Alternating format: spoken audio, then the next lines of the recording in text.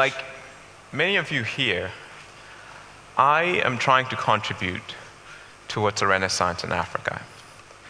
The question of transformation in Africa really is a question of leadership. Africa can only be transformed by enlightened leaders. And it is my contention that the manner in which we educate our leaders is fundamental to progress on this continent. I want to tell you some stories that explain my view. We all heard about the importance of stories yesterday. An American friend of mine this year volunteered as a nurse in Ghana. And in the period of 3 months, she came to a conclusion about the state of leadership in Africa that had taken me over a decade to reach. Twice, she was involved in surgeries where they lost power at the hospital. Emergency generators did not start. There was not a flashlight, not a lantern, not a candle, pitch black. Patients cut open, twice. The first time, it was a C-section. Thankfully, baby was out. Mother and child survived. The second time was a procedure that involved local anesthesia. Anesthetic wears off. Patient feels pain. He's crying, he's screaming, he's praying. Pitch black. Not a candle, not a flashlight. And that hospital could have afforded flashlights. They could have afforded to purchase these things, but they didn't. And it happened twice. Another time, she watched in horror as nurses watched a patient die because they refused to give her oxygen that they had. And so, 3 months later, just before she returned to the United States, nurses in Accra go on strike, and her recommendation is take this opportunity to fire everyone, start all over again. Start all over again. Now, what does this have to do with leadership? You see, the folks at the Ministry of Health, the hospital administrators, the doctors, the nurses, they are among just 5% of their peers who get an education after secondary school. They are the elite. They are our leaders. Their decisions, their actions matter. And when they fail, a nation literally suffers. So when I speak of leadership, I'm not talking about just political leaders. We've heard a lot about that. I'm talking about the elite, those who've been trained, whose job it is to be the guardians of their society. The lawyers, the judges, the policemen, the doctors, the engineers, the civil servants. Those are the leaders, and we need to train them right. Now, my first pointed and memorable experience with leadership in Ghana occurred when I was 16 years old. We had just had a military coup, and soldiers were pervasive in our society. They were pervasive presence. And one day I go to the airport to meet my father, and as I walk up this grassy slope from the car park to the terminal building, I'm stopped by 2 soldiers wielding AK-47 assault weapons. And they ask me to join a crowd of people that were running up and down this embankment. Why? Because the path I had taken was considered out of bounds, no signs to this effect. Now, I was 16. I was very worried about what my peers at school might think if they saw me running up and down this hill.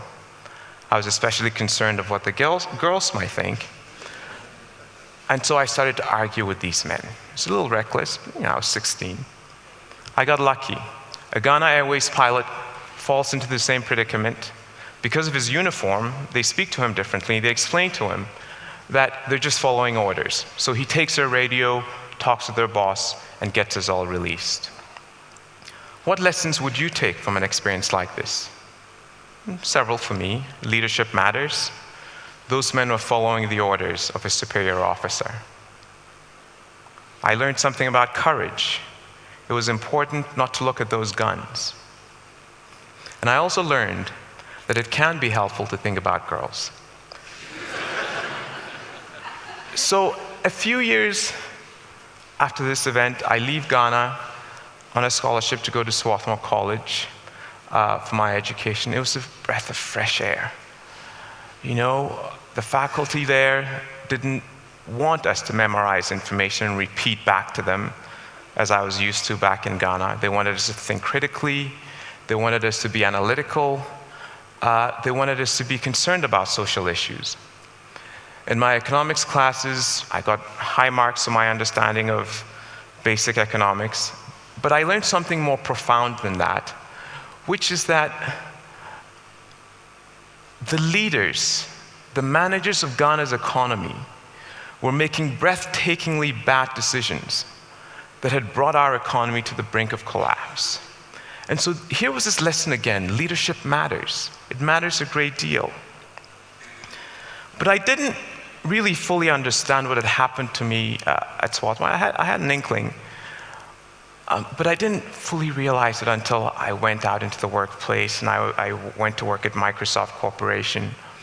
And I was part of this team, this thinking, learning team, whose job it was to design and implement new software that created value in the world. And it was brilliant to be part of this team. It was brilliant. And I realized just what had happened to me at Swarthmore, this transformation. The ability to confront problems, complex problems, and to design solutions to those problems, the ability to create, is the most empowering thing that can happen to an individual. And I was part of that. Now, while I was at Microsoft, the annual revenues of that company grew larger than the GDP of the Republic of Ghana. And by the way, it's continued to, the gap has widened since I left. Now, I've already spoken about one of the reasons why this has occurred. I mean, there's the people there who are so hardworking, persistent, creative, empowered. But there were also some external factors: free markets, the rule of law, infrastructure. These things were provided by institutions run by the people that I call leaders. And those leaders did not emerge spontaneously. Somebody trained them to do the work that they do. Now, while I was at Microsoft, this funny thing happened. I became a parent, and for the first time, Africa mattered more to me than ever before, because I realized that the state of the African continent would matter to my children and their children, that the state of the world depends on what's happening to Africa, as far as my kids would be concerned. And at this time, when I was going through what I called my pre-midlife crisis, Africa was a mess. Somalia had disintegrated into anarchy. Rwanda was in the throes of this genocidal war. And it seemed to me that that was the wrong direction, and I needed to be back helping. I couldn't just stay in Seattle and raise my kids in the upper middle class neighborhood and feel good about it. This was not the world that I'd want my children to grow up in. So I decided to get engaged, and the first thing that I did was to come back to Ghana and talk with a lot of people and really try to understand what the real issues were. And three things kept coming up for every problem: corruption, weak institutions, and the people who run them, the leaders. Now, I was a little scared, because when you see those three problems, they seem really hard to deal with. And they might say, look, don't even try. But for me, I asked the question, well, where are these leaders coming from? What is it about Ghana that produces leaders that are unethical or unable to solve problems? So I went to look at what was happening in our educational system, and it's the same, learning by rote from primary school through graduate school. very little emphasis on ethics, and the average, the typical graduate from a university in Ghana has a stronger sense of entitlement than a sense of responsibility. This is wrong. So I decided to engage this particular problem because it seems to me that every society must be very intentional about how it trains its leaders. And Ghana was not paying enough attention, and this is true across sub-Saharan Africa, actually. So this is what I'm doing. I'm trying to bring the experience that I had at Swarthmore to Africa. I wish there was a liberal arts college in every African country. I think it would make a huge difference. And what Ashesi University is trying to do is to train a new generation of ethical, entrepreneurial leaders. We're trying to train leaders of exceptional integrity who have the ability to confront the complex problems, to ask the right questions, and come up with workable solutions. I'll admit that there are times when it seems like mission impossible. But we must believe that these kids are smart, that if we involve them in their education, if we have them discuss the real issues that they confront, that our whole society confronts, and if we give them skills that enable them to engage the real world, that magic will happen. Now, a month into this project, we just started classes, and a month into it, I come to the office and I have this email from one of our students, and it said very simply, "I am thinking now." And he signs off, "Thank you." It's such a simple statement, but I was moved almost to tears because I understood what was happening to this young man. And it is an awesome thing to be a part of empowering someone in this way. I am thinking now. This year, we challenged our students to craft an honor code for themselves. There's a very vibrant debate going on campus now about whether they should have an honor code, and if so, what it should look like. One of the students asked a question that just warmed my heart. Can we create a perfect society? Her understanding that a student-crafted honor code constitutes a reach towards perfection is incredible. Now, we cannot achieve perfection, but if we reach for it, then we can achieve excellence. I don't know ultimately what they will do. I don't know whether they will decide to have this honor code, but the conversation that they're having now about what their good society should look like, what their excellent society should look like, is a really good thing.